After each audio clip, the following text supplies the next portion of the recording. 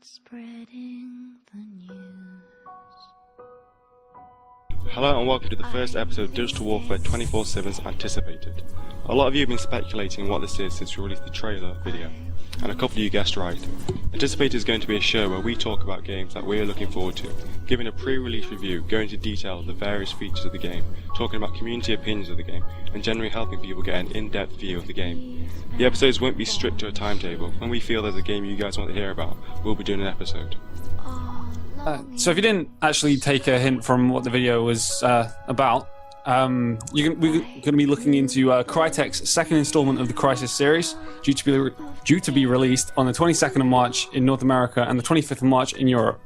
So just a couple of days before you'd be able to get your hands on it. Yeah, so for those of you who never heard of Crysis before, it's a first-person shooter, and it was released in November 2007 on the PC. And it's single-handedly made a new standard in games in the first-person shooter genre. And if you've ever heard people talking about games that, graphics were so high quality that you have to have, a great PC to run it, they were probably talking about games like Crysis. And all this talk leaves high expectations on Crysis 2 to be a similar revolution in the graphics department. So the story of Crysis 2 is set in 2023, which is 3 years after the events of the first game. New York has become infested by aliens and has hence been evacuated. You play the role of Alcatraz, the successor to the main protagonist from the first game, Nomad. This time, however, you're equipped with the Nanosuit 2, an improved version of the Nanosuit from the first game, which pretty much gives Crysis its whole unique feel about it. And despite its benefits of this, despite the benefits of this suit, it leads you to being hunted for the return of the suit by Crytek Systems, who are the developers of the suit. Despite all these distractions, it seems you only have the ability to save humanity from the aliens before they actually achieve their object of eradicating mankind. The single-player campaign for Crysis 2 is set in the alien-infested urban jungle that has become of New York in the year 2023. The map comprises of 3 different areas: uptown, midtown and downtown, built fully for you to explore and play in. We've looked at footage of the Crysis single player, and well, we both agree that it's a very stunning environment. I mean, the game uses the CryEngine 3, which is an improvement shown from all the previous games graphic-wise. So Dan, what did you think about the graphics on Crysis 2 single player? I thought they were quite good. Quite good. I mean, they're actually visually quite stunning. Looking at the trailers and different aspects of the single player, it does look like it's a well-made game graphically. Whether this would, carry over to a great storyline or, other aspects of the game is yet to be seen. Yeah, I agree a lot. The graphics are certainly amazing in the game. I mean, I've looked at all the stuff which sometimes messes up in graphics-wise. There's like motion and stuff like that. Looking at it can be fine, but just sometimes when moving it can mess up the graphics and stuff. But it seems to be a real good in that department. Yeah, I've played Crysis, the original game, on the PC, and that in itself was an amazing graphics game. I mean, anyone who's played it will tell you that it was revolutionary in the way that it handled its graphics and stuff. However, there was the problem of the system requirements with it. It was very, very demanding on your PC to play, and you had to have something with high specs to play it. However, in this, Crytek have managed to get better graphics with less system requirements, which is pretty amazing. That's all down to the CryEngine 3, which they developed for this game. Okay, so onto the multiplayer, and this is where Crysis is really going to take off in the first-person shooter genre, because that is where the games sell in this genre. You have competing games like Call of Duty and Battlefield, where they're great multiplayer epics, but they might not have the same single players. I mean, they have single players, but it's the multiplayer that's definitely the thing that's going to get the sales, and all that. So we've actually played the multiplayer. We've played the beta of the game, which initially came out on the Xbox exclusively. And then there was a follow-up demo, which was basically the beta with a couple of kinks fixed and a few extra maps, and that actually came out on all systems. But we played it on the Xbox. We've had a bit of hands-on, and yeah. So there's a couple of game modes. Do you want to talk about that then? Yeah. Yeah. There's a total of 6 game modes. Not all of them being announced, but there's a Crash instant action game, which is like a free-for-all game mode in Crysis. So that's pitting everyone against everyone. That's 12-man game mode. And then the one that we've played, which is Team Instant Action, which is 6 versus 6 game mode for online as well. The other 4 game modes haven't yet been announced, so we can't really talk about those yet. Okay, there's also an unlock system which goes with weapons and like dog tags sort of things as well. And it's not exactly the same as other weapon unlock systems such as the Battlefield or Call of Duty genre, but it has similar aspects, certainly in terms of the weapons. And there's also actually a kill streak layout in Crysis that's very, very similar to the kill streak layout of Call of Duty 4, which is a 3-5-7 layout where you get a UAV, an airstrike, and then a helicopter. Well, it's not actually a helicopter; it's an equivalent. I can't remember what it is. Like a alien ship coming to kill stuff for you. Yeah, I can't remember what a Ceph something. I know a Ceph airstrike and then Ceph something else. But it's similar to a helicopter that hovers over the map and shoots people. More than 20 weapons, 250 dog tags, 140 challenges, 80 general ranks, and suit mode ranks are available for players to unlock. And yeah, and there's 12 maps. In the initial beta there was Skyline, and in the follow-up demo, they added the map Pier 17 as well. Yeah, I mean, we played both the maps, and to be honest, I actually like the maps quite a lot, especially Skyline. That was probably my favourite of the two.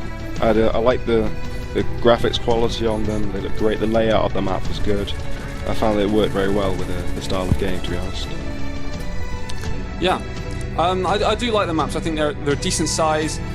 The only gripes I really have about the multiplayer are your character does run very, very fast, and he may not have a great amount of energy, but when he is running, he can run from one side of the map to the other in mere seconds. And when you're trying to lay your shots and target, and someone's sprinting across the map at 100 miles an hour, it can be quite difficult. I think what they've tried to do by creating a fast-paced action game is they have the right intentions, but they've done it in the wrong way in comparison with other first-person shooters such as Call of Duty or Battlefield.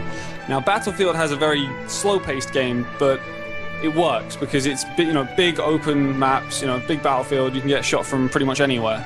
Call of Duty is a very fast-paced game and has small maps, with multiple entrances, routes, and everything. But it works because your character's running at a decent speed, a speed that's not overly fast or anything like that, and the hit detection is probably a lot better in Call of Duty than it seemed to be on Crysis in the beta and the demo, in my opinion. I mean, yeah, the multiplayer was good, but I mean, there were still some things which I didn't like. For example, one of the things which I love on Call of Duty is the vibration on the hit when you hit on the hit detection. So you shoot someone, if you get hit markers, you controller vibrates. It was one of the things which I liked because it gave you. It was a bit of an aid, to be honest. It helped you when you knew you were hitting someone when it did it, and it didn't have that on Crysis. It didn't even have hit markers. So I mean, I could be shooting someone, and I mean, it could be lagging, and I wouldn't even have a clue if it was doing that. on COD, you know if it's lagging because you're shooting at someone and you're not getting any hit markers. This you have no clue. Another thing I didn't like about the multiplayer was the invisibility. I know it's something which was taken from the campaign. It's one of the things which you can do using the nanosuit, and I know it works well in the single player. I mean, sorry, it helps with stealth and stuff like that. But in the multiplayer, it's a bit of the thing which campers just love. Basically, I mean, the number of times where I was playing when we were playing the demo, and I'd just get killed by some guy who was just sat in a corner, invisible. I just couldn't see him. It's a good game mechanic for the single player. It's something which works great and it helps so much. But for multiplayer, I just didn't think it was the right thing which you should have, to be honest. Something I'd add to that is it still does show an outline of the player, and if you've got a keen eye, you can still look at it. I think I had a clip in the video where I actually turned around. There was someone running up with invisibility on me, and I turned around and managed to shoot him before he killed me. So it is possible to still see them, but it can be very difficult. It can promote a slower-paced camping, mentality, which is not what the developers wanted out of it. It doesn't last forever. It has a couple balance issues, but it's not as bad as other things could be. It's not game-breaking. Yeah. One thing that I did like about the multiplayer was the assassination thing. Oh yes, I definitely like that. Yeah, similar to that of Halo was very good, although I'd say this one was better than Halo because it was a bit time wasting the ones on Halo Reach, I thought. Whereas this one, it was a quick kind of kill him, carry on. It didn't take too long to get the motion out. Although I did notice a couple of bugs with it. I think in the gameplay that's showing now, there's a bit where you assassinate some guy when he's still a meter in front of you. Oh, yeah. It does the animation like that. But yeah, it's a good game mechanic. Well, there's always going to be lag though. So. Yeah, right. So, what did you think of the multiplayer on Crysis compared to like other AAA titles in the first-person shooter genre, like Call of Duty or Battlefield? It seemed to have promise, but it wasn't something that was going to distract me from some of the other mainstream games. I've always been a Call of Duty fan, much less so recently. With some of the games that come out, like Modern Warfare 2, which just wanted you to get AIDS and die, really. But and there's also Homefront coming out very soon. It's already come out in Europe and America. It's actually due to come out on Friday. Don't even know the date. This is pathetic.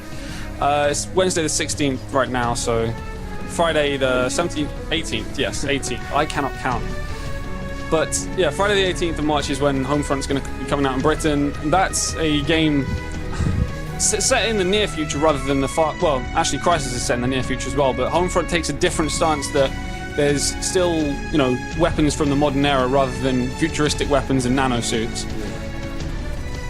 And it looks much more appealing to someone who might have played a Call of Duty game or a Battlefield game because it seems familiar. There was also a game on the PS3 a year or so ago called MAG, which is very similar to Homefront, and it basically attracted people from the Call of Duty and Battlefield genre because it had similarities in guns and map design and etc. etc.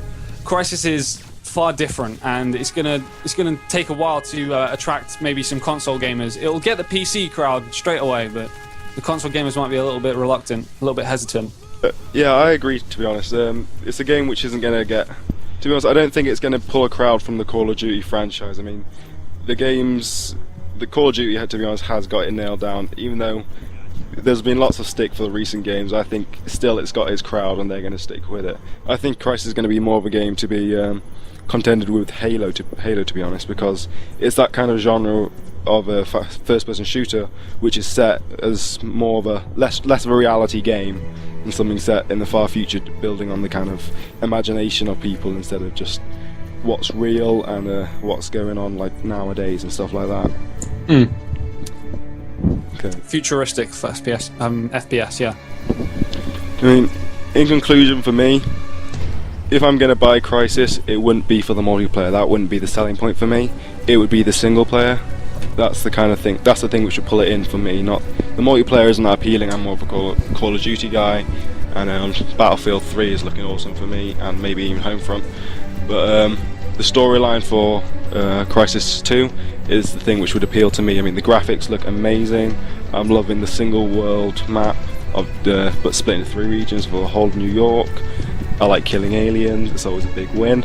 I mean, to be honest, overall the game does look stunning, but the single player is the thing which would win it for me. If I find out that that's great, if that gets a good review, then I'll be down game buying that thing first thing. Yeah, so for me, in summation, Crysis 2 is looking like a game that has the potential to be good, but it's not really satisfying my my FPS taste buds so much. It looks great from a single player standpoint, but from a multiplayer standpoint, I just don't see it attracting me or perhaps thousands of others of Call of Duty fanboys into Crysis and away from the Call of Duty series. I think there's far too much conflict and difference with the two games for it to attract so many people so soon. A game like Battlefield or Homefront will have a much better chance of attracting a mass audience due to its setting and its environment. Okay, thanks for watching the first episode of Anticipated. Hopefully we'll have another one soon, depending on what games are coming out. If you've got any suggestions or feedback, since this is the first episode, feel free to drop a comment. We'll take it into account for next time. Thanks for watching. Remember to rate, subscribe and like this video. Thanks guys.